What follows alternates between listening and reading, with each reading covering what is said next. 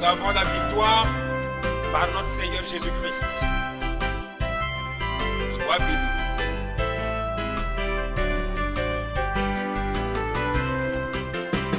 Par Jésus, roi béni, nous avons la victoire. Il a rompu les chaînes de la mort.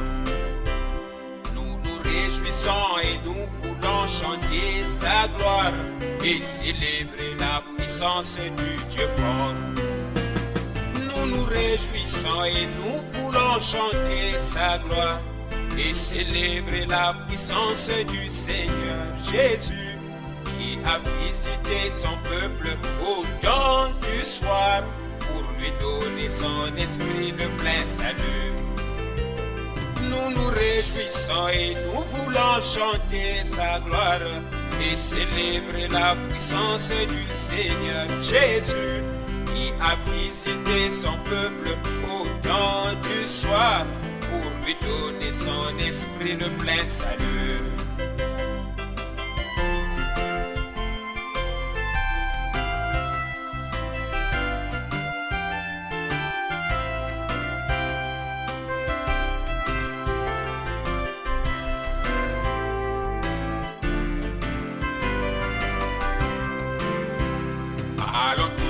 Allons tous à sa rencontre, nous qui avons reçu la grâce de le voir. La nuit est profonde, l'Esprit Saint nous le montre, mais Jésus est notre lumière et notre espoir. Nous nous réjouissons et nous voulons chanter sa gloire et célébrer la puissance du Seigneur Jésus qui a visité son peuple au temps du soir pour lui donner son esprit de plein salut. Nous nous réjouissons et nous voulons chanter sa gloire et célébrer la puissance du Seigneur Jésus qui a visité son peuple au temps du soir pour lui donner son esprit de plein salut.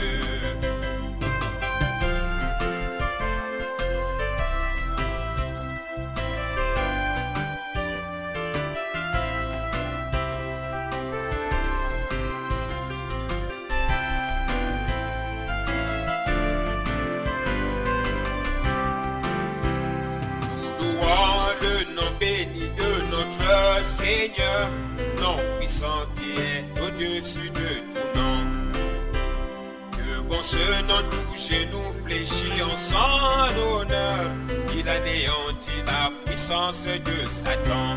Réjouissons-nous, nous nous réjouissons et nous voulons chanter sa gloire et célébrer la puissance du Seigneur Jésus qui a visité son peuple au temps du soir pour lui donner son esprit de plein salut. Réjouissons-nous, nous nous réjouissons et nous voulons chanter sa gloire et célébrer la puissance du Seigneur Jésus qui a visité son peuple au temps du soir pour lui donner son esprit de plein salut.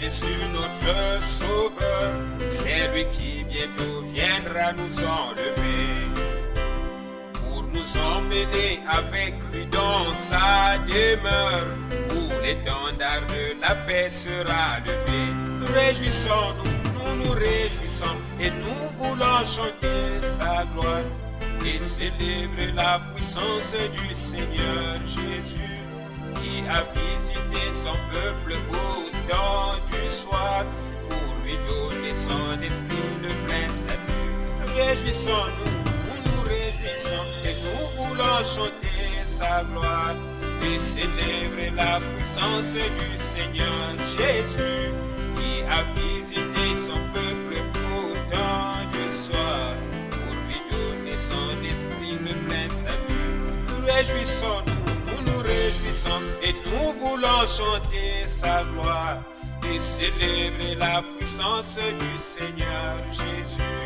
qui a visité son peuple au temps du soir pour lui donner son esprit de plein salut.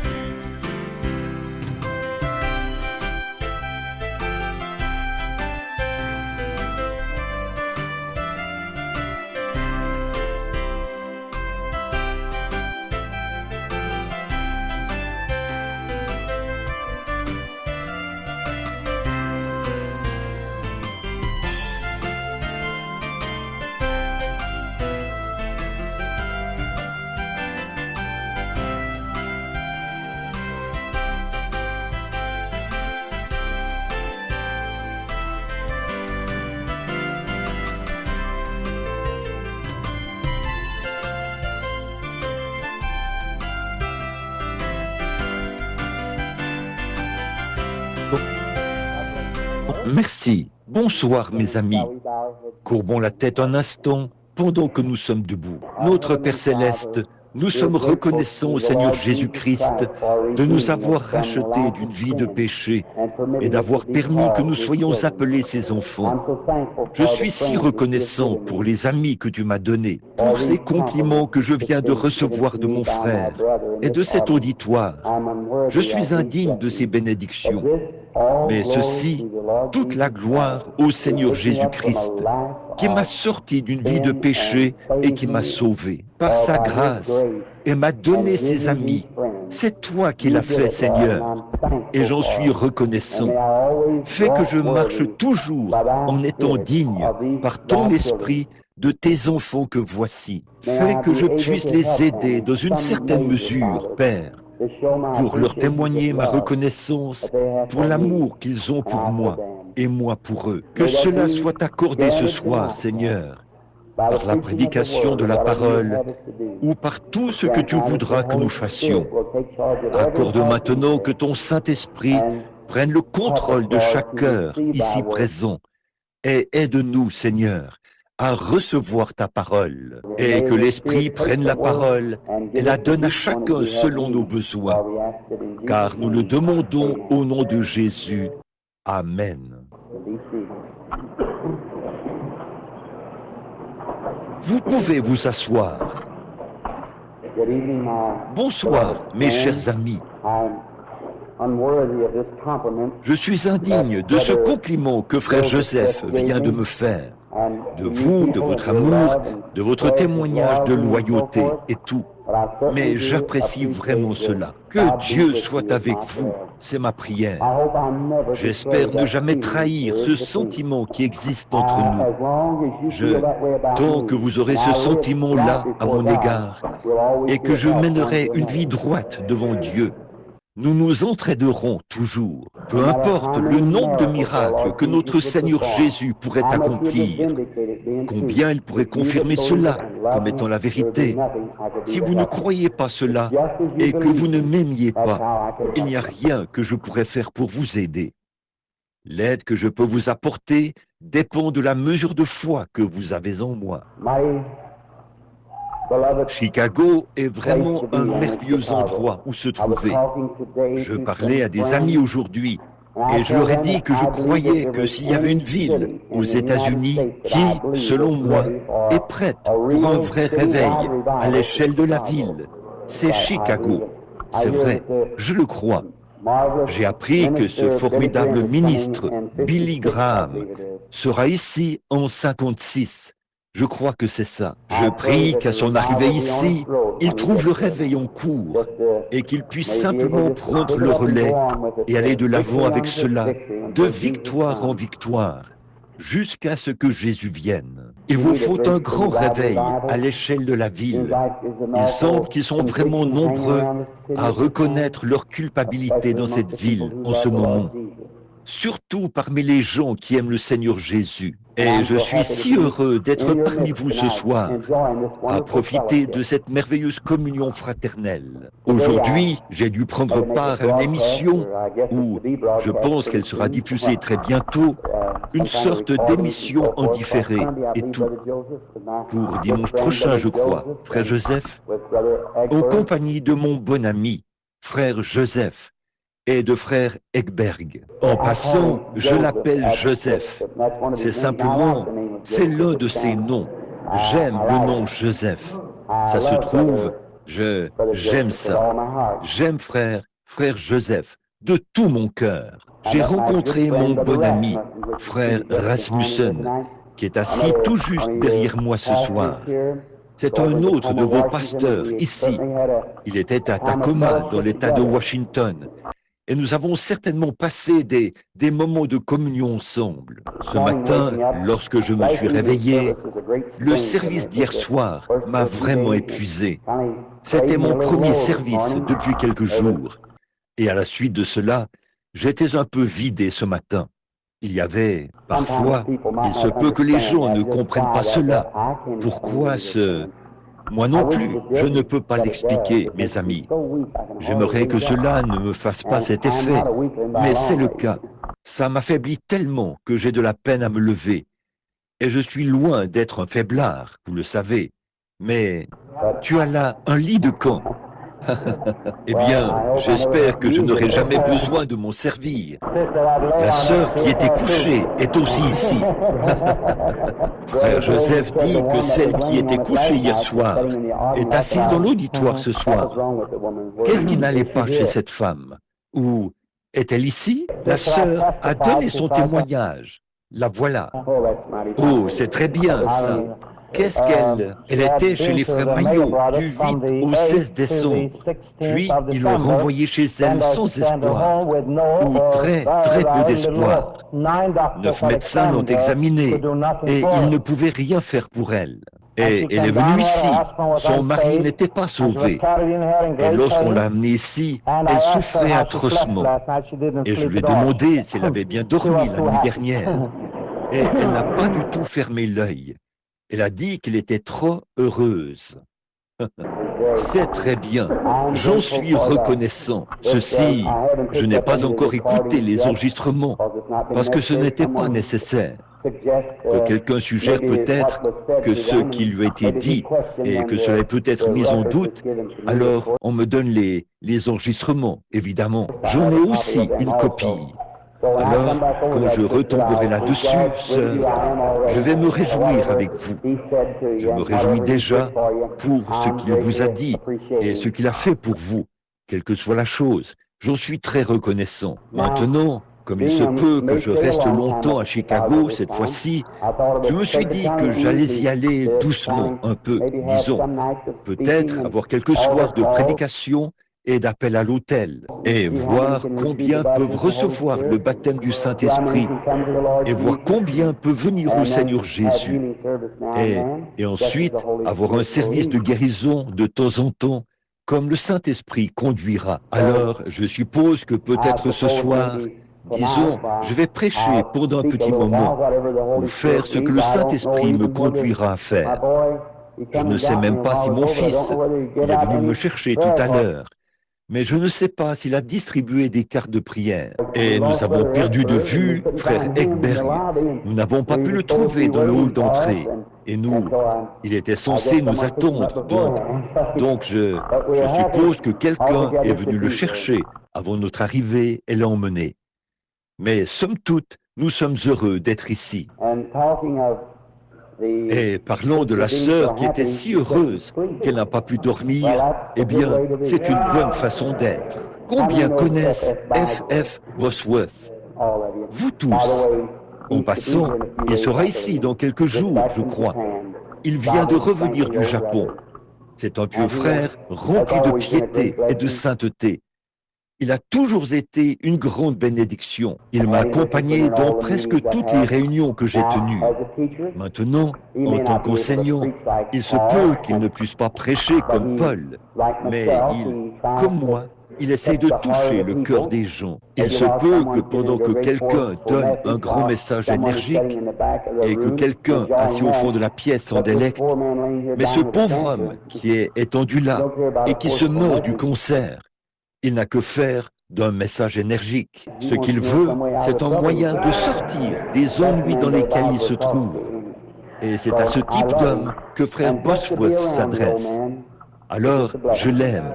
Et le simple fait de côtoyer ce vieil homme, c'est vraiment une bénédiction. Je sais qu'il est le serviteur de Dieu. Ça, je le sais. Et le simple fait de le côtoyer, je suis vraiment heureux quand il est là. Il est simplement, je l'emmène aux réunions, je lui confie un service d'après-midi. Eh bien, c'est tout. Nous avons simplement... Et alors, dès que je quitte l'estrade, s'il y a qui que ce soit pour qui on n'a pas prié et qui veut qu'on prie pour lui, frère Bosworth est attelé à la tâche et prêt à le faire sur le champ. Et il obtient de merveilleux résultats. Il a 78 ans.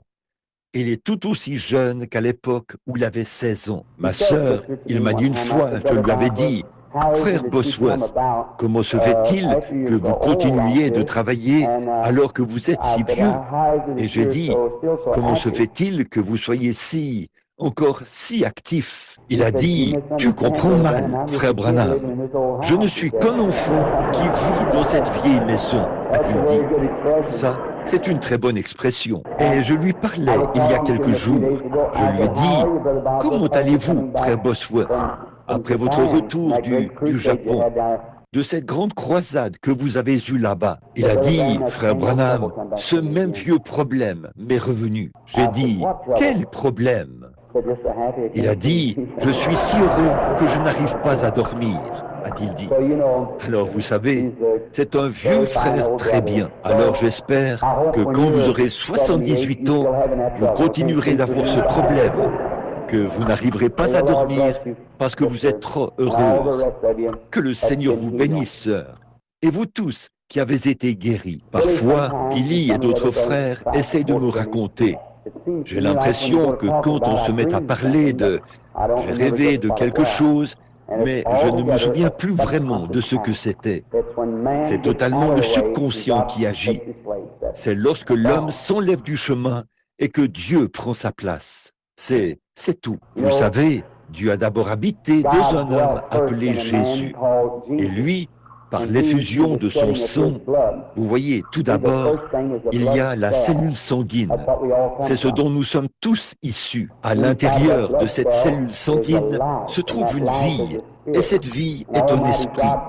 Et le Dieu Tout-Puissant est allé dans le sein de cette Vierge et a créé autour de lui-même une cellule sanguine qui a produit le Fils Jésus-Christ. Au calvaire, cette cellule sanguine a éclaté et a été projeté en fine pluie. Et chaque homme qui est né de nouveau passe par cette fine pluie pour entrer dans le corps du Seigneur Jésus-Christ. Et nous sommes lavés par le sang et nous devenons un fils de Dieu égal à Jésus dans le royaume. Un de ces jours, nous nous assiérons là, sur le trône avec lui. Et il a dit, celui qui vaincra, je le ferai asseoir avec moi sur mon trône. Comme moi, j'ai vaincu et me suis assis avec mon Père sur son trône. Quel jour glorieux ce sera lorsque nous le verrons. Bon, demain soir, je crois que ce sera notre dernier service ici, au tabernacle. Et par la suite, nous irons à l'école secondaire Lane Tech. Je crois que lorsque j'étais là, à la porte hier soir, j'ai entendu frère Joseph dire qu'il y aurait un service dans l'après-midi. Si le Seigneur le veut, demain soir, je veux aborder un sujet pour ma prédication. Et dimanche après-midi aussi. Bon, les témoignages sont une chose merveilleuse, n'est-ce pas? Alors que je sortais du bureau il y a quelques instants et que je passais le coin, il y avait là, dans la pièce, une jolie jeune femme. Elle a dit, « Ne vous souvenez-vous pas de moi ?» Et bien sûr, j'avais été en prière. J'ai simplement levé les yeux. J'ai dit, « Il me semble que je devrais vous connaître. » Elle a dit, « C'est moi qui avais été guérie à Hammond. » Elle était alcoolique et elle avait été guérie. Elle avait été appelée, si je me souviens bien du témoignage de cette fille, alors qu'elle était assise quelque part au balcon. Et il y avait sur l'estrade une femme, une danseuse bien connue, qui dansait avec Fred Astaire. Elle s'était éloignée de Dieu, avait épousé un catholique et son foyer s'était brisé. Elle avait eu un petit garçon de lui et, oh, elle était devenue une droguée, ou quelque chose comme ça. Et je sais qu'on avait d'abord été indigné de cela, mais le Saint-Esprit a toujours raison. Et c'était tout à fait exact. Et aussi, je crois que c'est également le même soir que le Saint-Esprit est allé tout là-haut, au balcon, à Hammond, dans l'Indiana, et a dit à cette demoiselle qu'elle était alcoolique. Autant que je me souvienne, c'est comme ça que c'était sur la bande, je crois. Et ce soir, elle est partie dans cette direction-là. Elle est probablement quelque part dans le bâtiment en ce moment, probablement en train de m'écouter. Mais elle avait un beau témoignage. Et nous recevons continuellement de ses nouvelles au bureau, et ainsi de suite. Elle écrit des lettres et envoie des dîmes de temps en temps, et des choses comme ça. C'est une personne très charmante. Alors, en lisant le courrier ce matin, beaucoup d'entre vous m'écrivent des lettres. Je veux juste lire quelque chose ici, avant que nous ouvrions la parole de Dieu, et vous montrer une photo. La personne est peut-être ici. Je ne vais pas lire toute la lettre, parce que juste ce qui se rapporte au témoignage, parce qu'il se peut qu'il y ait dans la lettre quelque chose que la personne a dit, qu'elle voulait que je prie pour quelqu'un, et qu'elle ne veut pas que cela soit dit ouvertement. C'est daté du 12 janvier. Cher frère Branham, je vous salue au nom de notre merveilleux Seigneur. Quand vous étiez ici, à Chicago, lors de votre dernière série de réunions de réveil, j'ai apporté un tissu et vous avez prié dessus.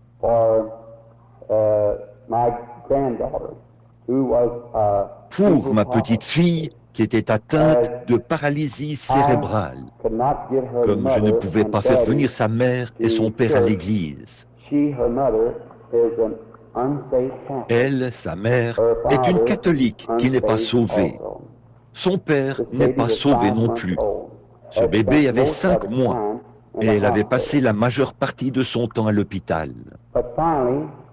Mais, en fin de compte, je les ai convaincus de poser le tissu sur lequel vous aviez prié sur le bébé. Et Dieu l'a guéri presque instantanément. Elle n'a plus jamais été dans un hôpital après cela. Et elle est maintenant un charmant bébé en bonne santé. Elle y a joint une photo de la fillette. Parmi les milliers, celui-là était ici à Chicago. Parmi les milliers de témoignages qui nous viennent du monde entier. Vous savez, mes amis, s'il fallait que je subisse les critiques de ce monde, au vu de toutes les critiques que ce monde fait au sujet de la guérison divine, s'il n'y a aucun moment dans mon ministère, au cours de ces 23 années que j'ai passées sur le champ de travail, et ces 8 années dans les campagnes de réveil et de guérison, s'il ne s'était rien passé d'autre que cette seule chose, ceci serait pour moi un double salaire. Quelqu'un est heureux. La vie d'un petit bébé qu'un médecin ne pouvait pas sauver. Il n'y avait plus rien à faire. Vous savez ce qu'est la paralysie cérébrale. C'est terminé, à moins que Dieu apporte son aide, vous savez. Et voilà qu'elle a été guérie instantanément par la puissance du Dieu Tout-Puissant en plaçant sur elle un mouchoir. Je suis si reconnaissant. Madame, si vous êtes ici, que Dieu vous bénisse, la grand-mère de l'enfant. J'ai confiance que le petit bébé sera toujours en bonne santé et qu'elle deviendra une grande servante de Dieu. Merci pour votre petite contribution qui se trouvait à l'intérieur. Et voici aussi une lettre ici. Je ne prendrai pas le temps de la lire. Je vais juste vous la citer. C'est un témoignage. Je viens de les prendre en sortant de la pièce. Une jeune fille qui est venue à la réunion de Benton Harbor, dans le Michigan, je crois, ou quelque part plus au nord d'ici. Et elle est née ici, à Chicago. Eh bien, qui aurait pu penser cela? Il y en a environ 2 douzaines qui n'ont jamais assisté à l'une des campagnes auparavant. Nous vous souhaitons vraiment la bienvenue, chers amis, qui sont amoureux du Seigneur Jésus. Puisse son esprit vous stimuler ce soir et stimuler grandement vos émotions, de sorte que vous l'aimiez de plus en plus. Maintenant, fondamentalement, ceci c'est toujours l'exacte parole de Dieu, la Bible. Chaque parcelle de ceci est inspirée. Tout ça, c'est la parole de Dieu. Et Dieu est dans sa parole. Donc, si Dieu est dans sa parole, alors si vous recevez la parole, vous recevez Dieu. Bon, ça, c'est le plan de Dieu, le motif de Dieu, l'attitude de Dieu, l'amour de Dieu, le salut de Dieu. Tout repose sur sa parole imprimée. Et si ces paroles étaient comme des graines ou des semences qu'on pouvait prendre et avaler, chacune d'elles produirait exactement ce que la parole dit qu'elle ferait ici. Mais c'est par la foi que nous les recevons. Maintenant, quelqu'un m'a demandé, il y a quelque temps, il a dit, « Frère Branham, quand ces visions viennent, ça constitue quelle partie de Dieu ?» J'ai dit, ça, c'est secondaire quant à la parole de Dieu. Si ça annonçait quelque chose qui ne soit pas conforme à cette Bible, alors ce serait absolument faux. Ceci a la première place. Et donc, ceci, c'est Dieu. Il a dit, « Je suis l'Éternel qui te guérit ». Alors, toute guérison vient de Dieu. C'est lui qui opère la guérison. Toutes les promesses divines viennent de Dieu, parce que c'est sa parole qui s'adresse à vous et à moi. Mais maintenant, voici peut-être un cas qui ne peut pas s'élever jusqu'à ce niveau de foi. Qui pourrait croire? Savez-vous que c'est difficile à faire? Parfois, par nos émotions, nous essayons même d'accepter Jésus comme notre Sauveur.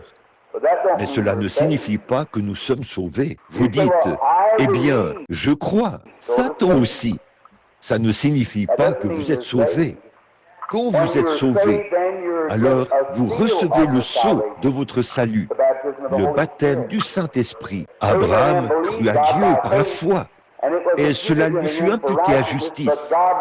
Mais Dieu lui a donné la circoncision comme sceau ou comme confirmation de sa foi. La foi est correcte, vous voyez, comme une miche de pain qui vaut 10 cents, disons. Eh bien, voici une pièce de 10 cents. Eh bien, ce n'est pas la miche de pain, ça, mais c'est avec les 10 cents que je peux acheter ce pain. Donc, c'est par la foi que j'achète le salut. La foi n'est pas le salut. La foi permet d'acheter le salut. La foi, la pièce de 10 cents, a payé pour la miche de pain. Mais la pièce de 10 cents n'est pas la miche de pain. Vous voyez? Donc, vous croyez Dieu, et Dieu confirme votre foi en vous donnant en retour ce que votre foi produit. Vous dites, j'ai la foi pour être guéri. Si vous l'avez, vous êtes guéri. Dieu est tenu d'exécuter sa parole. Vous le voyez? Si vous dites, je crois que je suis sauvé, alors Dieu vous donne le Saint-Esprit pour confirmer cela. Il vous donne le témoignage du Saint-Esprit. C'est vrai, dans votre cœur. Tout péché disparaît. L'obscurité se change en jour. Et le vieil homme n'est plus. Et un homme nouveau est né de nouveau quand vous croyez vraiment. Mais vous dites, je crois, puis il ne se passe rien. Vous continuez à mener la même vie, tout simplement. J'ai adhéré à l'Église. Il n'a jamais accepté cela. Voyez? Mais quand il l'a accepté, quelque chose vous est arrivé. Et alors vous êtes devenu une nouvelle créature. C'est pareil pour la guérison divine. Vous dites, je crois en la guérison divine. Eh bien, alors vous l'acceptez et quelque chose se passe. Si vous croyez vraiment, quelque chose se passe. Si vous ne croyez pas, alors mon travail pour le Seigneur consiste à essayer d'amener cette personne à monter à ce niveau où sa foi devient non pas négative, mais positive. Vous voyez ce que je veux dire? Or, les disciples avaient du mal à croire Jésus. Il enseignait tellement par énigme. Il enseignait dans un sens, puis allait dans un autre sens. Et il semblait se contredire et tout. Mais il n'arrivait pas à comprendre ces paraboles, et personne n'avait l'air de le comprendre. Et là, vers la fin de son ministère, dans Jean chapitre 15, je crois que c'est ça, il a dit, « Voici maintenant, tu parles ouvertement, et non en parabole. Nous savons maintenant que tu viens de Dieu. Et nous savons que nul n'a besoin de te dire quoi que ce soit. Voyez, c'est vrai. À cause de cela, nous savons que tu es venu de Dieu. Jésus a dit, vous croyez maintenant? Voyez, leur foi avait vu ce qu'il avait accompli. Une grande révélation avait été dévoilée par la manifestation de l'Esprit. Alors leur foi avait été élevée jusqu'à ce niveau pour qu'ils puissent recevoir cela. Et nous sommes maintenant certains que tu viens de Dieu. Voyez, nous croyons maintenant tellement. Le degré de psychologie, ça ne veut rien dire. Eh bien, je ne dis pas que ça ne veut rien dire, excusez-moi. Ça aide, la psychologie. Mais ça ne remplace pas la réalité.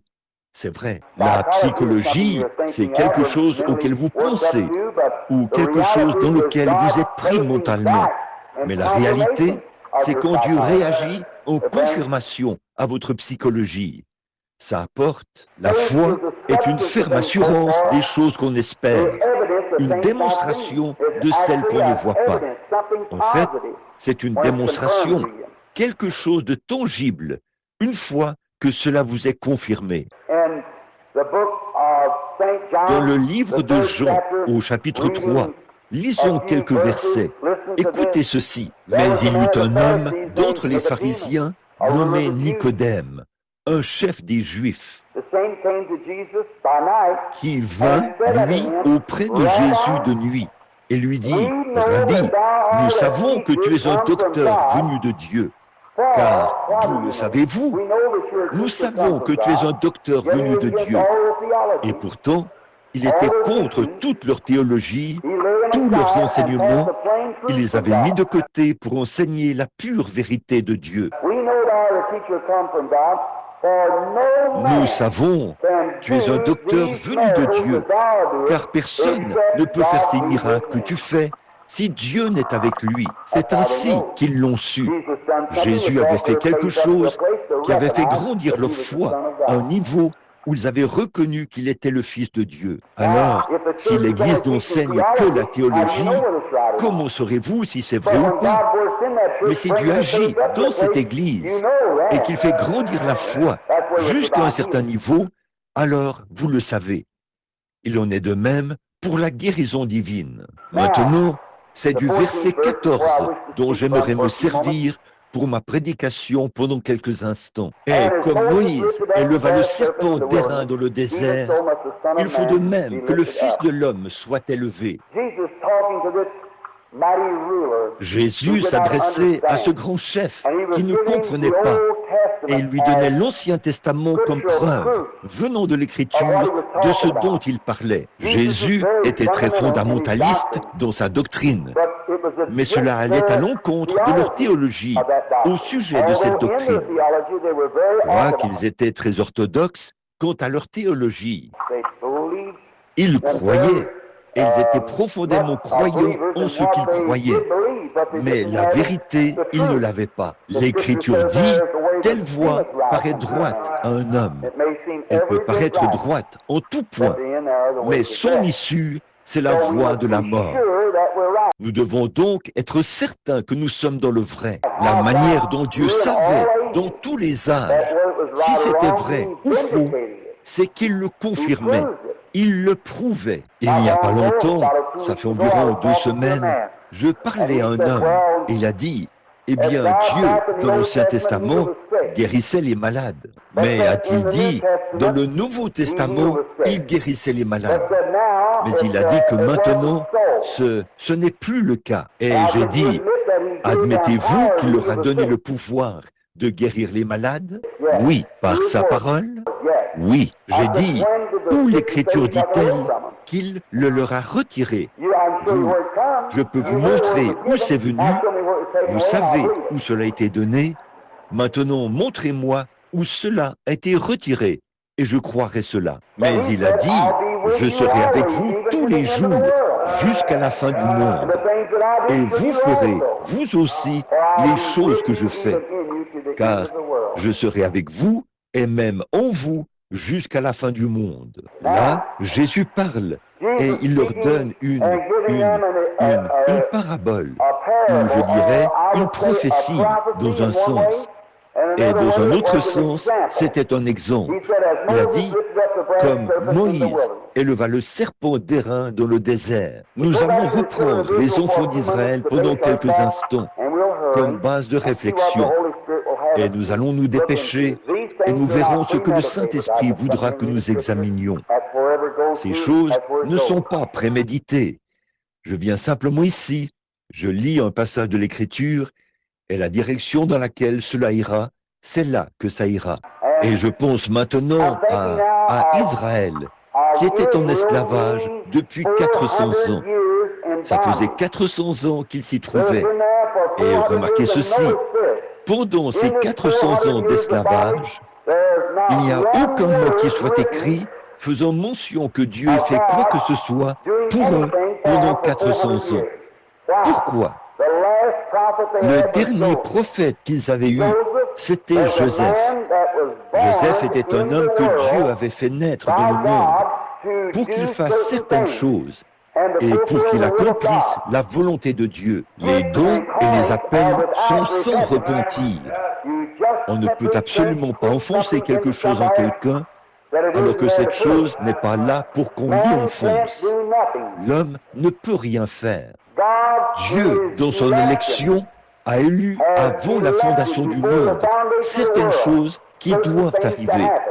C'est pourquoi il peut savoir dès le commencement ce qui arrivera à la fin, car il a déjà établi ces choses, et cela devra en arriver là. Alors Joseph, à sa naissance, il était un homme spirituel, un prophète, un voyant, un songeur, un interprète de songes, quelqu'un de spirituel. Il était haï de ses frères, aimé de son père, un type parfait de Christ. Il le haïssait sans raison, parce qu'il était spirituel. Et un trait. Toute écriture a plus d'un sens, où elle se déroule par cycle. Par exemple, là où il est dit dans Matthieu, je crois que c'est ça, « J'ai appelé mon fils hors d'Égypte ». Eh bien, ce passage de l'Écriture auquel Matthieu faisait allusion se rapportait en réalité à Israël. Dieu avait dit, « J'appelle mon fils hors d'Égypte, Israël ». Il avait appelé son fils Israël à sortir, mais cela s'appliquait aussi à Jésus. « J'ai appelé mon fils hors d'Égypte ». Voyez-vous comme cela se répète? Le cycle du temps revient de temps en temps. L'histoire se répète et l'Écriture se répète tout au long de l'âge. Tout érudit le sait, s'il l'a déjà étudié d'un point de vue spirituel, pour observer comment l'Écriture se répète, se déroule par cycle comme ça. Certainement qu'elle le fait. Alors, le fait que les frères de Joseph le haïssaient sans raison, parce qu'il était spirituel, c'est un type de la soi-disant Église d'aujourd'hui. Toutes les différentes dénominations, les méthodistes, les baptistes, les presbytériens, les pentecôtistes, ceux de la sainteté, et tous, autant qu'ils sont, font preuve de mépris. Les membres formalistes et tièdes de ces églises, ils ne le sont pas tous. Dans chacune de ces églises, il y a de nombreux chrétiens nés de nouveau. Mais ceux qui ne sont que des chrétiens normaux, de nom, qui sont seulement des chrétiens de profession, qui n'ont jamais reçu la confirmation de Dieu par révélation spirituelle, c'est le seul moyen par lequel vous connaîtrez jamais la vraie signification de la puissance, de la guérison et du salut. Ce que cela signifie vraiment. C'est une révélation spirituelle de la volonté et de la parole de Dieu. Vous ne l'apprendrez jamais autrement si ce n'est par révélation. Observez ceci un instant, si je peux laisser de côté ce sujet. Dans la Genèse, quand Abel et Caïn sont tous les deux venus avec leur sacrifice, ces deux hommes étaient des croyants. Abel et Caïn étaient tous les deux des croyants.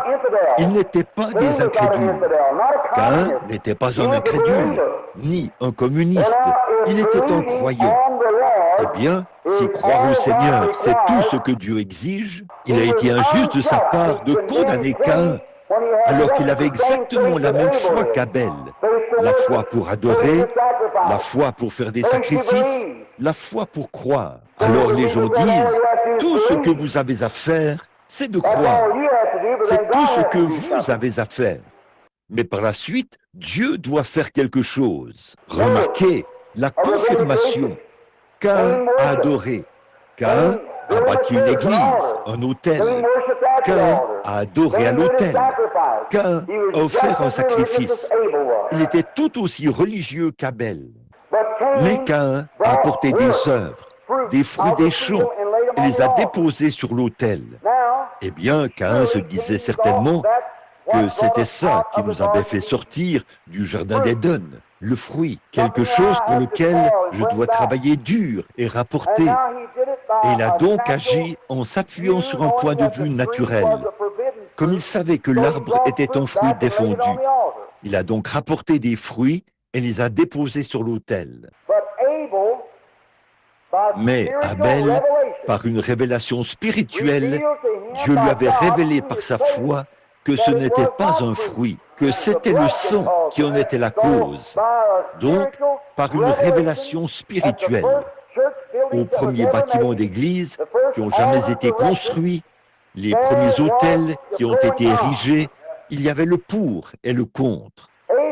Abel, par révélation spirituelle, car il n'y avait pas de parole écrite, Dieu lui avait révélé que ce n'étaient ni les fruits, ni les œuvres de vos mains.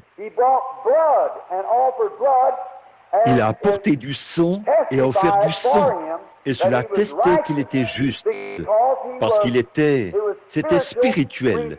Cela lui avait été révélé. Jésus a dit, lorsqu'il est descendu de la montagne de la transfiguration, il a dit, « Qui dit-on que je suis, moi, le Fils de l'homme ?» Certains disent que tu es Moïse, d'autres disent que tu es Élie et autres prophètes. Il a dit, « Mais vous, qui dites-vous que je suis ?» Et Pierre, écoutez, il s'est avancé et a dit, « Tu es le Christ, le Fils du Dieu vivant. » Remarquez rapidement, Jésus a dit, « Tu es heureux, Simon, fils de Jonas, car ce ne sont pas la chair et le sang qui t'ont révélé cela. » Amen. Regardez bien, tu n'as jamais appris cela dans un séminaire. Tu n'as jamais appris cela d'un homme. Paul a dit qu'il n'est pas venu prêcher la sagesse des hommes, mais qu'il est venu prêcher la puissance de Christ, afin que votre foi ne repose pas sur la sagesse des hommes, mais sur la puissance de la résurrection de Jésus-Christ. Tu es heureux, car ce ne sont pas la chair et le sang qui t'ont révélé cela, mais c'est mon Père qui est dans les cieux. Remarquez, et sur ce roc, je bâtirai mon église, et les portes du séjour des morts ne prévaudront point contre elle. Les membres du clergé, les frères catholiques, on vous entend dire, il l'a bâti sur Pierre, qui était un roc. S'il l'a fait, il a rétrogradé quelques jours plus tard. Remarquez, l'une d'entre elles affirme que c'était sur Christ. Non, Christ est la parole. Christ est la révélation de Dieu. Mais il a dit, ce ne sont pas la chair et le sang qui t'ont révélé cela, mais c'est mon Père qui est dans les cieux. C'est sur la révélation spirituelle de ce que Jésus-Christ est le Fils de Dieu qu'il bâtit son Église. Et les portes de l'enfer ne peuvent pas prévaloir contre elle. Ce n'est pas Christ qui était le roc. Non plus. Bon, dans un sens, Christ était le roc. Mais ce qu'il a dit à Pierre, c'est que c'était la vérité spirituelle révélée, une attestation de Dieu qu'il est le Fils de Dieu. Ce ne sont pas la chair et le sang qui t'ont révélé cela, mais c'est mon Père qui est dans les cieux qui t'a révélé cela. La révélation spirituelle. Vous ne pouvez pas recevoir cela à moins que Dieu le permette, car ce ne sont pas la chair et le sang qui ont révélé cela, mais c'est mon Père qui est dans les cieux qui t'a révélé cela, une révélation spirituelle. Donc, si vous voyez ces enfants là-bas, après la mort du prophète Joseph, ils n'avaient aucune issue nulle part. Et l'Église était peut-être tout aussi orthodoxe qu'elle l'avait toujours été. Du temps de Moïse, 400 ans plus tard, ils avaient encore leurs anciens, leurs scribes, et ainsi de suite. Tout ce qu'il y a de plus religieux, mais ils n'avaient rien. L'Église a sommeillé pendant tout ce temps. C'est le genre de temps dans lequel nous avons vécu pendant des années. C'est vrai, on a sommeillé, rien ne s'est passé. Mais tout à coup, quand le temps de la promesse approchait, Dieu envoyait une autre créature prédestinée, une créature désignée d'avance, élue, née dans le monde, et quelque chose s'était produit à sa naissance. Ses parents savaient qu'il était un enfant, l'enfant attendu de Dieu. Alors, ils n'ont pas craint l'insulte de Pharaon. Ils savaient que Dieu avait visité le peuple quand il était bébé. Vous voyez ce que je veux dire? Seigneur, toute l'organisation, tous les rassemblements, tous les programmes que nous avons, ça ne vaut pas autant que le papier sur lequel c'est écrit, à moins que le Dieu Tout-Puissant mette la chose en œuvre. C'est lui qui le fait. Il est le seul à avoir les clés pour le faire. Dieu est simplement en train de laisser l'homme arriver au bout du chemin en ce moment même, dans les nations. Nous avons le grand conseil des quatre et les Pentagones et tout le reste, mais ça ne servira à rien. Dieu a fixé au monde un temps où il le jugera, et tout se dirige directement vers ce moment-là. Tout doit marcher comme il le déclare là-haut dans les cieux. Oui, monsieur. Alors, quand Moïse est venu sur la scène, il ne pouvait pas s'empêcher d'être Moïse. Il était né prophète. Dieu l'a envoyé et lui a donné la vie sur la terre. Et tous les pharaons du monde n'auraient pas pu le tuer. Il était le prophète de Dieu. Et aussitôt que Moïse est entré en scène, des choses phénoménales ont commencé à se produire. Il était le prophète de Dieu pour la délivrance. Alors, aussitôt que Dieu envoie un homme, des choses surnaturelles commencent à se produire. Et quand l'Église est morte depuis si longtemps, quand votre Église n'a pas de réveil, que le pasteur se présente là et prêche un sermon froid et sec, lorsque quelqu'un dit Amen, tout le monde veut que les diacres l'expulsent du bâtiment. Quand on a une église comme ça, elle sommeillera. Et là, oh, que Dieu envoie son homme là-dedans une fois. Regardez bien ce qui se passera. Les feux du réveil reviendront sur l'autel. Les gens imploreront la miséricorde pour leur âme. Des vies seront remises d'aplomb. Des guérisons se produiront dans l'Église. Des signes et des prodiges commenceront à se produire. Car là où se trouve le Dieu créateur, une nouvelle création apparaît. Une nouvelle vie apparaît. Une nouvelle espérance apparaît. Tout apparaît quand Jésus vient. Il en a toujours été ainsi. Maintenant, remarquons encore une fois, rapidement, lorsqu'il faisait route, un type parfait de l'Église d'aujourd'hui qui fait route, combien Dieu leur a fourni des choses et leur a frayé un chemin au fur et à mesure qu'ils avançaient. Puis, il y a eu un temps où l'Église a commencé à se refroidir et ils se sont mis à dire du mal de Dieu et de Moïse, se plaindre. Et quand ils ont commencé à se refroidir, la maladie est entrée dans le camp. Des serpents brûlants sont venus et ils se sont mis à mordre le peuple. Il y a eu beaucoup de maladies en Israël et beaucoup de gens sont morts. Alors, Moïse est allé intercéder pour eux dès qu'ils ont confessé qu'ils avaient mal agi. Ce qu'il nous faut ce soir aux États-Unis, c'est une bonne confession à l'ancienne mode. C'est vrai, c'est d'admettre son erreur et d'implorer la miséricorde de Dieu. Pas simplement d'adhérer à l'Église, pas simplement de commencer des réunions de réveil, mais d'avoir une confession à l'ancienne mode partout. Seigneur, nous avons mal agi. Fermez les débits d'alcool, toutes les maisons malfamées. Retirez les cigarettes du comptoir. que le whisky ne se vende plus. Prouvez à Dieu que nous avons des regrets. Fermez les boîtes de nuit. Tombez sur nos genoux et commencez à prier. C'est comme ça qu'on déclenche un réveil. C'est exact. C'est vrai. Réfléchissez à ça. Regardez tous les efforts que vous déployez. Ils sont tous faits en vain. Tout est fait en vain tant que vous n'avez pas vraiment prouvé à Dieu que vous êtes sincère à ce sujet. Voilà, c'est ça. Il en va de même pour votre guérison.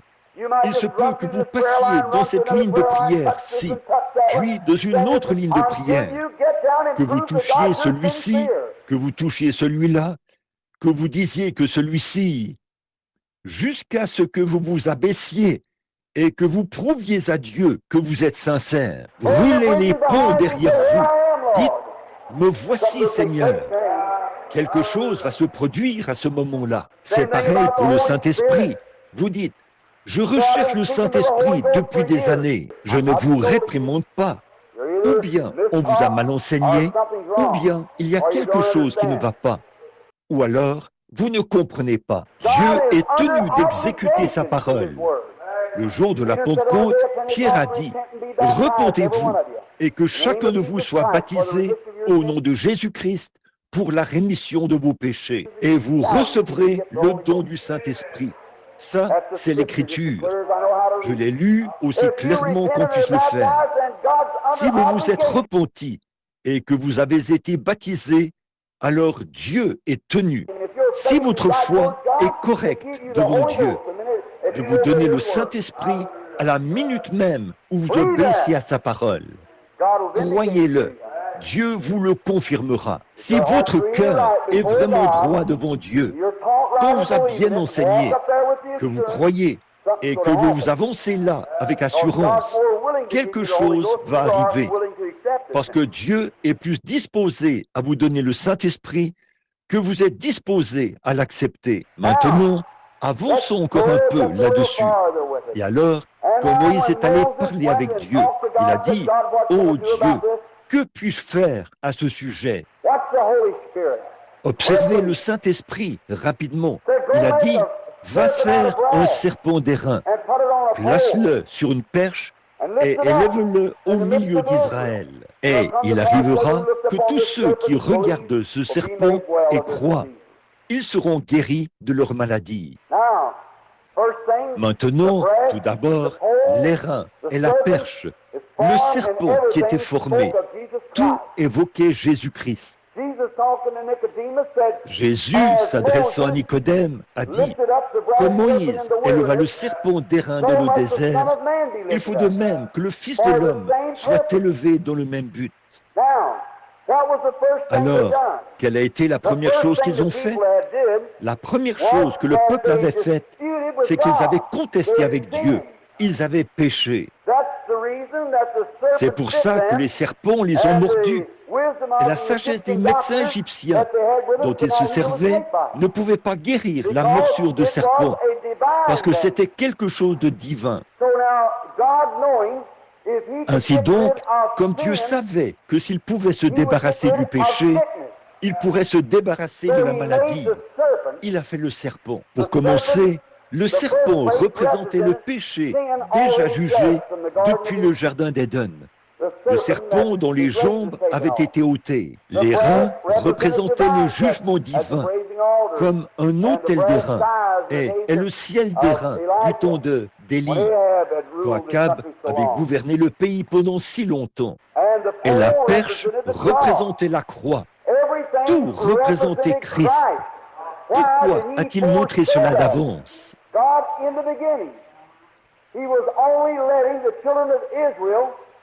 Dieu, au commencement, il ne permettait aux enfants d'Israël de toucher des intérêts que sur ce qu'il allait faire. Vous voyez, dans la pensée de Dieu, Christ avait déjà été crucifié, car il était l'agneau immolé dès avant la fondation du monde. Là-bas, en Éden, Christ, dans les pensées de Dieu, qui sont devenues sa parole, elle ne s'était pas encore matérialisée, mais il savait qu'il en serait ainsi car il l'avait promis. Et il a permis aux enfants d'Israël de toucher des intérêts avant que le dépôt soit fait, pour montrer qu'il en serait ainsi. Comme il savait ce qui allait arriver, il a fait ici quelque chose qui représentait cela, afin que, par le serpent, ils puissent voir ce qui allait arriver. Et par cela, ils ont reçu la guérison. Une fois qu'on peut se débarrasser du péché, on doit recevoir la guérison. Oh là là, ça fait plaisir aux méthodistes, n'est-ce pas? Oui, monsieur.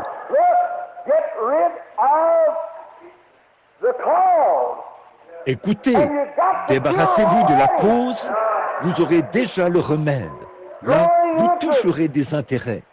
Et si Dieu, dans sa pensée infinie, savait d'avance que des centaines d'années plus tard, Jésus mourrait sur une croix, deviendrait péché pour nous et serait crucifié, et qu'il a permis à Israël d'être guéri par ce phénomène avant même que Christ soit crucifié. À combien plus forte raison le fera-t-il après que Christ a été crucifié?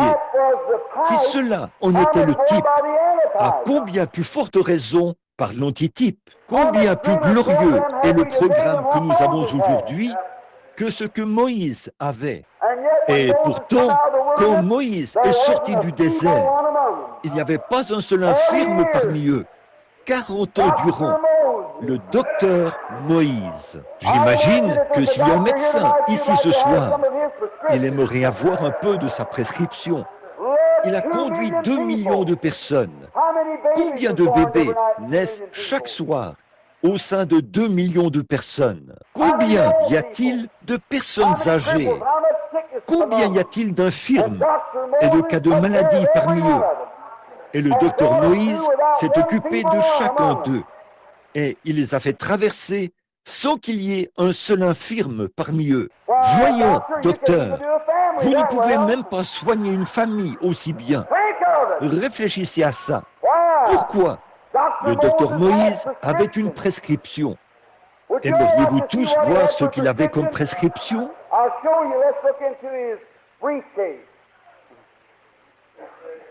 Je vais vous le montrer. Jetons un coup d'œil dans sa mallette. Je suis l'Éternel qui te guérit. Voilà la seule prescription qu'il lui fallait. Je suis l'Éternel qui te guérit. Mettez ça dans votre mallette, docteur. Je vous le dis, vos patients se rétabliront. Je suis l'Éternel qui te guérit. Si une mère enceinte était gravement malade, je suis l'Éternel qui te guérit. Si les serpents mordaient, je suis l'Éternel qui te guérit. Si quelqu'un se cassait la jambe, je suis l'Éternel qui te guérit. Et s'il a fait cela sous cette alliance-là, combien plus grande est l'alliance aujourd'hui? S'il a fait cela sous le type, que fera-t-il sous l'antitype?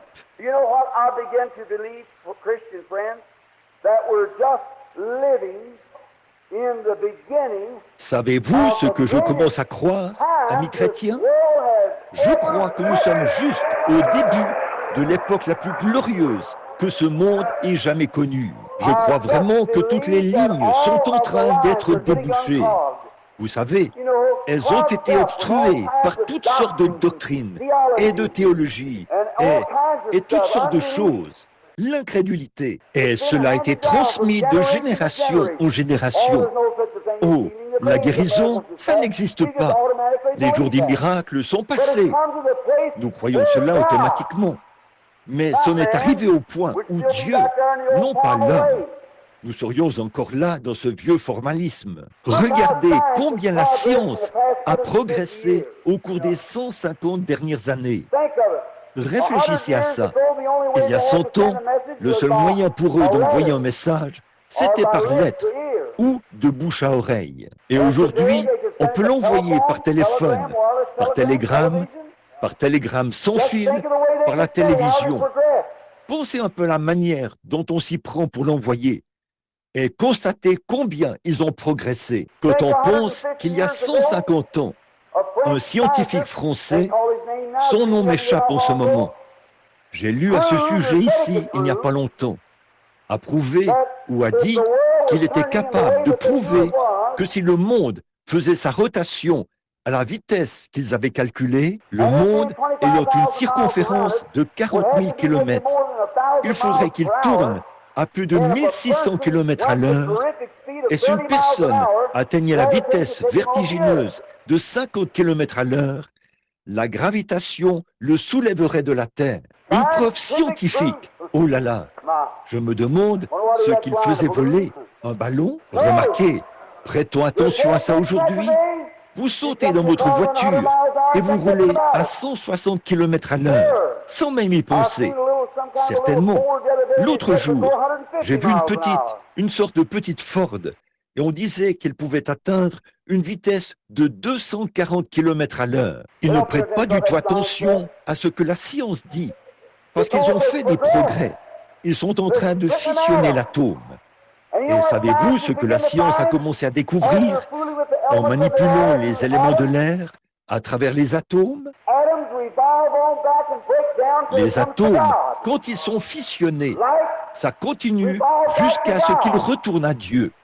La lumière retourne à Dieu. La science est en train de prouver ces choses, car elle ramène cela de nouveau à Dieu. Ils sont en train de constater que ça retourne à Dieu. Un grand homme de science a parlé du haut de cette chaire il n'y a pas longtemps que j'étais ici. Et il m'a interrogé là-bas dans le bureau au sujet de cette lumière angélique qui était apparue. Je l'avais sur papier, sur une photo. Eh bien, il a dit, « Révérend Branham, on a branché un compteur sur une sainte qui se mourait alors qu'elle était mourante. On s'est glissé dans la pièce à son insu. Et quand la mort l'a frappée, elle n'était pas effrayée. Elle a levé les yeux et a demandé à Dieu de pardonner à tous ses ennemis. Et elle l'a remercié pour la vie qu'elle avait vécue. Et lorsque ce compteur a été remis à zéro, suffisamment de puissance a émané de cette femme. Quelque chose de surnaturel est sorti d'elle. Et cela a été capté par ce compteur qui a été conçu avec la même matière qu'un détecteur de mensonges. Que vos nerfs, vous n'avez pas été faits pour dire des mensonges. Vous pouvez mettre quelque chose autour de votre poignet, vous mettre là, essayez de dire quelque chose, et si vous ne dites pas la vérité à ce sujet, cela montrera que vous mentez. Car il y a une pression sur la lumière qui traverse vos nerfs, l'énergie, c'est-à-dire l'âme de l'homme qui n'a pas été conçue au commencement pour mentir, mais pour dire la vérité. La science en a fait un brevet, ou un point, cette même chose sur la base de la vérité. Eh bien, cette sainte de Dieu qui se mourait, qui avait été chassée de chez elle à cause de sa foi en Dieu, on disait qu'elle était folle, parce qu'elle avait accepté le Seigneur Jésus-Christ et qu'elle croyait en lui. Suffisamment de puissance a émané de cette femme pour envoyer un message radio dans le monde entier 5 fois. Je crois que c'est ça. En raison de la puissance qui se dégageait de cette femme mourante. Aller au-delà de la lune, des étoiles, jusqu'au trône de Dieu, après une prière faite par un cœur sincère, à l'heure de sa mort. Puis, il s'est glissé dans la chambre d'un homme qui était un incrédule, qui se mourait d'une maladie vénérienne. Et il y a envoyé une jeune fille pour qu'elle le mette dans tous ses états. Et lorsqu'il s'est mis en colère contre elle, il a commencé à lancer des jurons et à prendre le nom de Dieu en vain. L'aiguille du compteur a tourné aussi loin dans l'autre direction que la chrétienne l'avait fait tourner dans cette direction-ci. Et cet homme de science s'est converti.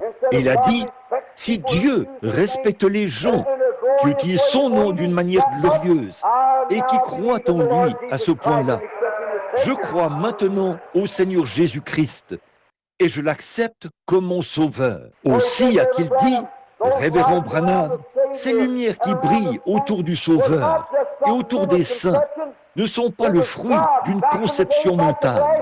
C'était Dieu autrefois, comme le serpent d'airain. Maintenant, il est scientifiquement prouvé que c'est vrai. Alléluia!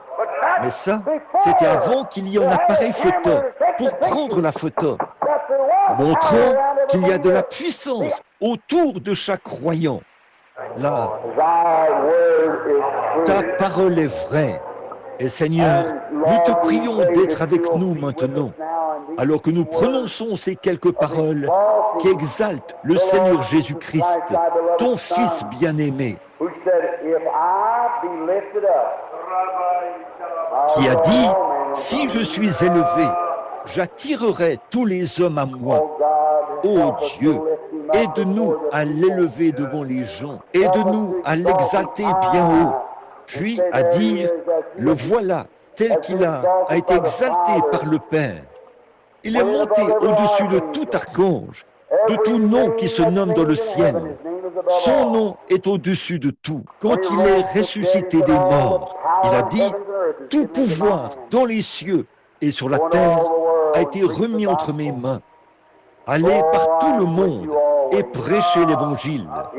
Voici, je suis avec vous tous les jours jusqu'à la fin du monde. Et Père Céleste, de cette humble et pauvre manière que j'ai, mais je suis béni. Je t'exprime ma reconnaissance et ma gratitude pour... Il semble que le glorieux ange de Dieu qui est venu à moi ce soir-là est ici sur l'estrade en ce moment, en train de m'avertir.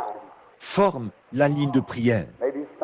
Peut-être que quelque chose pourrait arriver ce soir, Père, qui amènerait beaucoup de gens à croire. Et quand le service sera terminé, je te prie, ô Dieu, de faire en sorte que chacun croyant se précipite ici, à l'autel, et dise « Je crois maintenant ».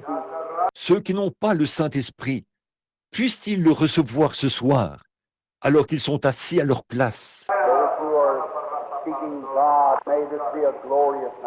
Ceux qui recherchent Dieu, puisse cette soirée être glorieuse à cause de ta présence, car nous le demandons au nom de Jésus-Christ, ton Fils.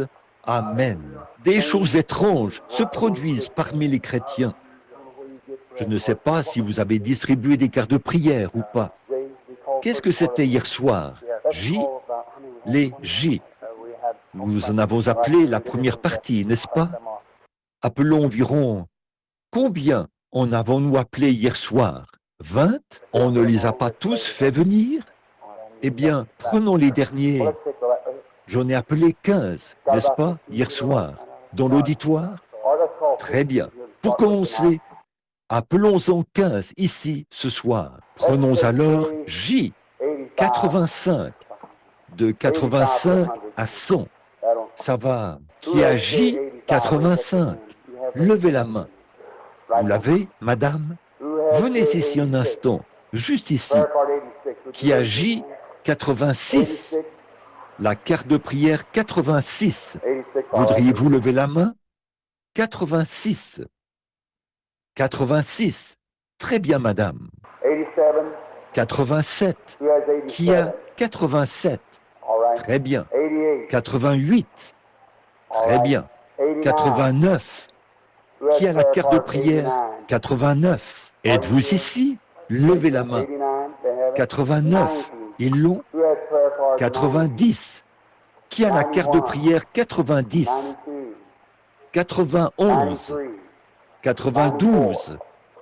93. 94. 95. 95. Ai-je vu cela? Très bien. 96. 97. 98. 99 et 100.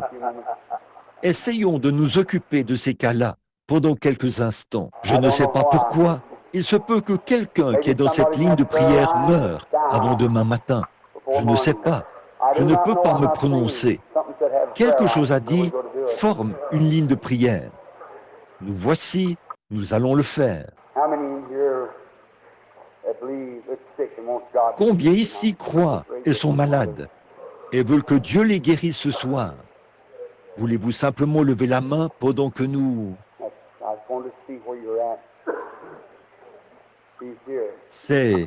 Je voulais juste voir où vous vous trouviez. Il est ici. Je ne sais pas pourquoi, mais sa présence est déjà là, avant même que la musique joue ou quoi que ce soit d'autre. Que Dieu soit loué. Il est rare que cela se passe ainsi. Je veux que vous croyiez de tout votre cœur ce soir. Je veux que vous croyiez pour la gloire de Dieu. J'aurais souhaité ne pas avoir formé de ligne de prière. Je le vois se mouvoir au-dessus de l'auditoire en ce moment même, avant même que j'aie une ligne de prière. Je suis si reconnaissant pour le Seigneur Jésus-Christ. Oh, je souhaiterais voir cette Église pénétrer en ce moment même dans cette glorieuse dimension, maintenant même, voir chaque cœur ici présent y accéder.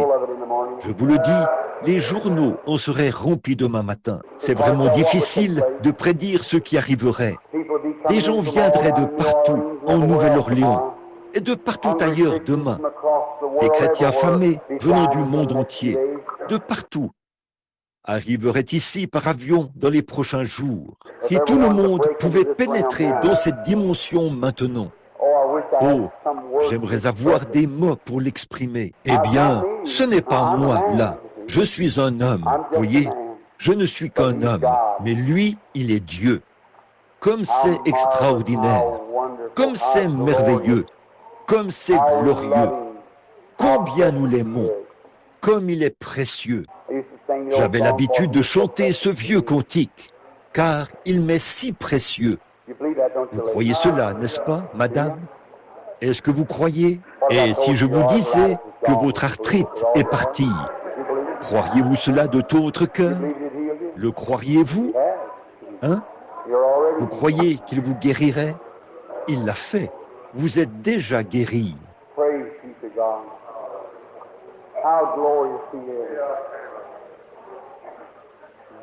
Que Dieu soit loué, comme il est glorieux. Vous venez de l'extérieur de la ville, n'est-ce pas, madame? Vous venez de Grand Rapids, dans le Michigan. Vous étiez assise là, à penser à quelque chose. Ce qu'il y a, c'est que vous étiez en train de perdre la mémoire.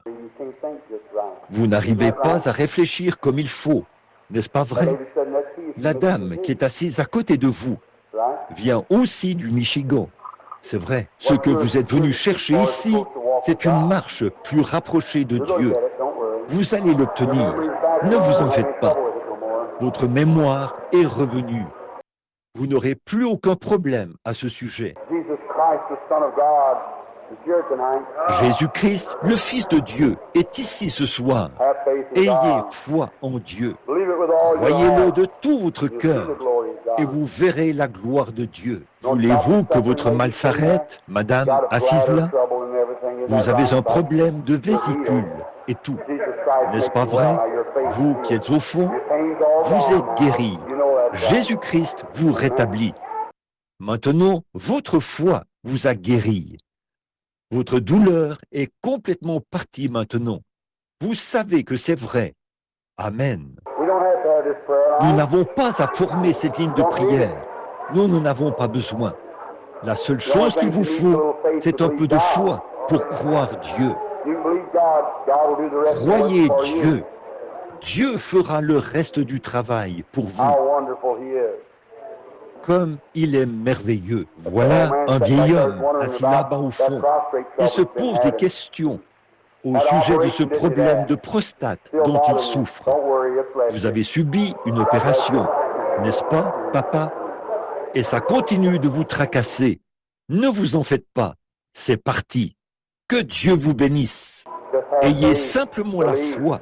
Croyez. La jeune femme là-bas qui souffre du dos, elle aussi se demande ce qui va arriver à ce sujet.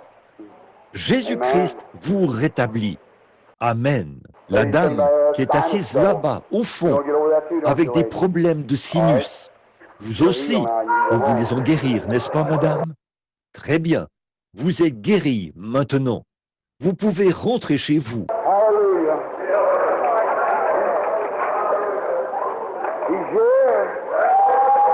Alléluia.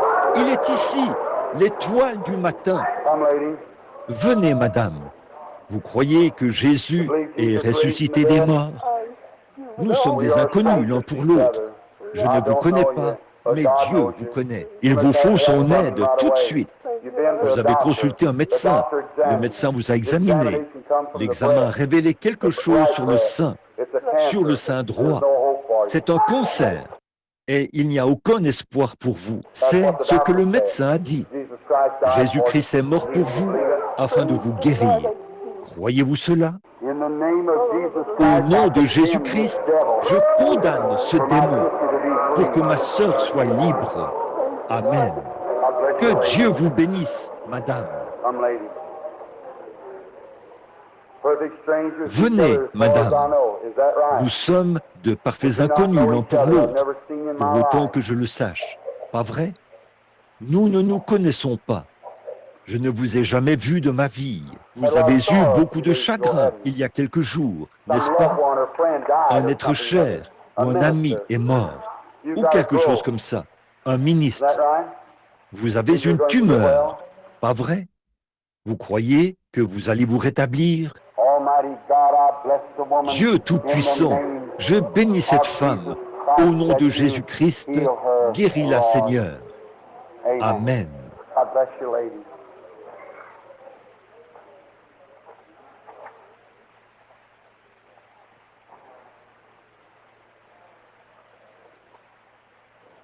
Que Dieu vous bénisse, madame. Il y a quelqu'un qui manque. C'est Billy Paul. Je ne sais pas où il est allé, mais je connais son esprit. Je sais ce qui ne va pas chez lui. Et son esprit me manque. Est-ce la patiente? Madame, je vous suis inconnu. Vous ne me connaissez pas et je ne vous connais pas. Mais Jésus-Christ nous connaît tous les deux. Pas vrai? Vous croyez? Vous êtes ici pour quelqu'un. C'est une sœur ou une demi-sœur. Elle n'est pas une sœur à part entière. C'est une demi-sœur. Elle vient de tomber malade récemment. Je crois qu'il a dit, je n'ai pas compris, je crois qu'il a dit que c'est du rhumatisme articulaire aigu. Pas vrai? Le médecin, vous avez aussi une fille malade. Elle a aussi de la fièvre. Vous avez un fils malade. Vous voulez que je prie pour vos dons, n'est-ce pas? Venez ici.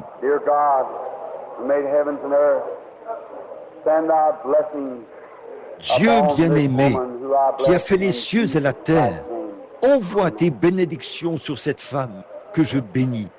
Au nom de Jésus-Christ, Amen.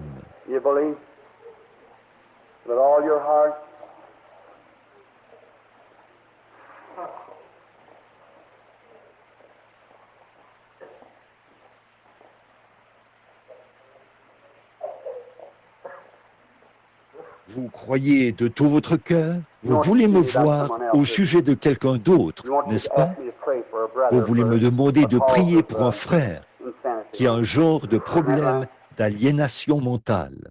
Pas vrai? Il y a une dame âgée pour laquelle vous voulez que je prie. C'est votre mère. Elle est atteinte du diabète, n'est-ce pas vrai? Vous avez besoin d'une marche plus rapprochée de Dieu. Vous l'avez toujours voulu. Vous n'en êtes jamais arrivé au point où vous aviez vraiment le sentiment de faire exactement, parfaitement sa volonté. Êtes-vous disposé à lui abandonner toute votre vie maintenant, puis à rentrer chez vous et à recevoir ce que vous demandez? Vous croyez que si vous le faites, que si vous vous consacrez entièrement, Dieu exaucera votre prière? Moi aussi, je le crois. In the name of your Son, the Lord Jesus Christ, bless this woman who I bless in your name. Dieu Tout-Puissant, au nom de ton Fils, le Seigneur Jésus-Christ, bénis cette femme que je bénis en ton nom. Amen. How do you do? Bonsoir, je l'aime vraiment de tout mon cœur. Vous ne devriez avoir besoin de rien de plus, mes amis. C'est simplement, je ne peux vraiment pas expliquer ceci. Oh, de quoi avez-vous besoin?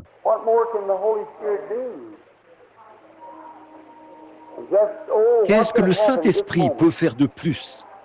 Il y a simplement, oh, qu'est-ce qui pourrait arriver en ce moment même? Bonsoir, madame. Nous sommes des inconnus l'un pour l'autre. Pas vrai? Je ne vous connais pas. Le seul moyen que je connaisse de vous contacter, c'est par Dieu, la miséricorde de Dieu. C'est le seul moyen pour moi de vous aider. Je ne suis qu'un homme. Vous croyez que Jésus-Christ est le Fils de Dieu, n'est-ce pas? Car vous êtes une chrétienne. Vous avez reçu une triste nouvelle récemment. Le médecin a dit que vous ne pouviez pas vous rétablir. Vous aviez un cancer. C'est vrai. Vous n'êtes pas de cette ville. Vous venez d'une région où il y a beaucoup de lacs et tout. Du Wisconsin. d'Owen, dans le Wisconsin. Votre nom, c'est Régal. Vos premières initiales sont HF. Rentrez chez vous maintenant. Recevez votre guérison. Jésus-Christ vous rétablit. Don't resent that. Jesus said to Peter, "Thou art Peter. Thy name shall be called Cephas." Ne soyez pas contrariés à ce sujet.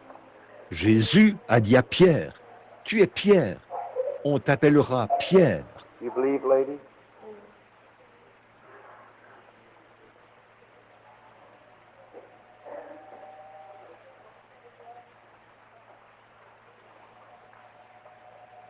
Vous croyez, madame? You have female trouble, don't you? That lady Vous right avez there des has it troubles also. gynécologiques, n'est-ce pas? That lady has Cette dame goiter also. qui est juste là, en a aussi. You're both healed. Elle a aussi un goitre. Vous êtes toutes les deux guéries. Vous croyez? Levez-vous un instant.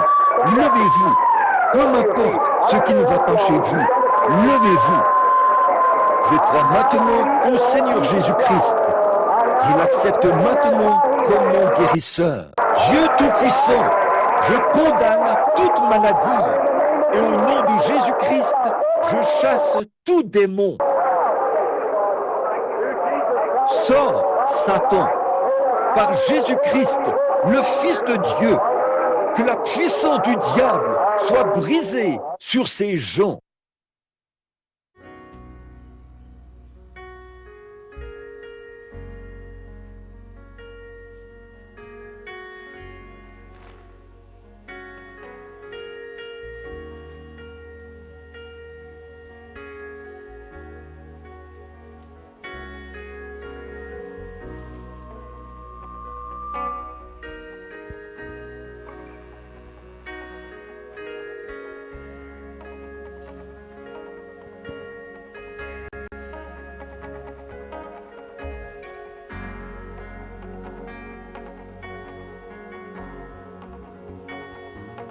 Dieu a mis un rêve dans ton cœur, écris-le, garde-le comme un trésor. Quoi qu'on dise, protège la vision avec patience. Oh oui, quand tu sais de tout ton être que ce rêve ne vient pas de toi, même si tu ne vois que le contraire, persévère, oh oui,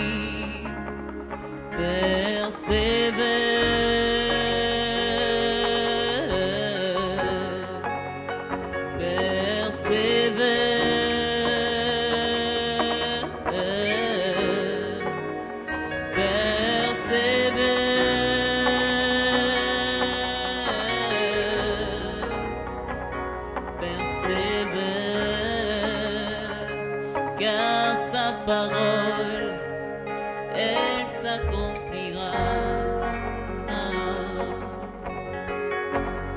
Oh, oh là là. Oh, si dans ton cœur est réelle cette promesse,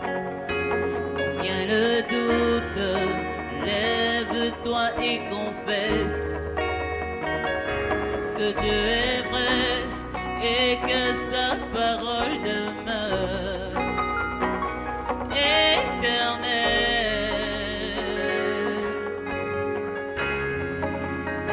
Car ce qu'il promet, mon frère, ma sœur, n'est jamais vain. Toujours fidèle et sans chemin certain. Même si les choses semblent n'aboutir à rien, persévère.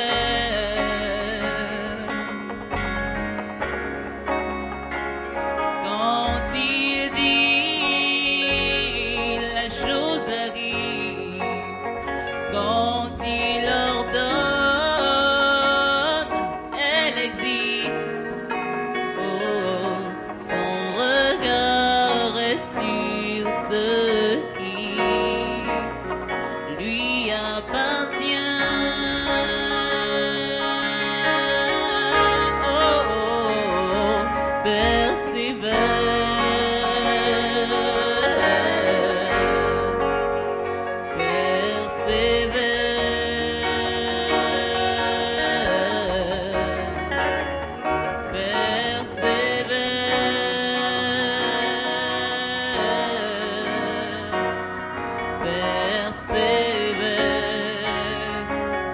Encore une fois, persévère, persévère,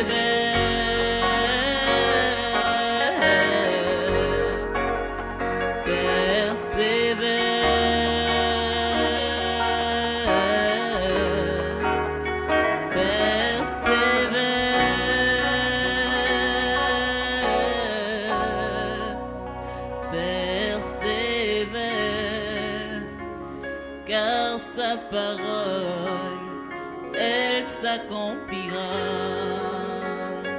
Oh oui, elle s'accomplira. Oh oui, elle s'accomplit.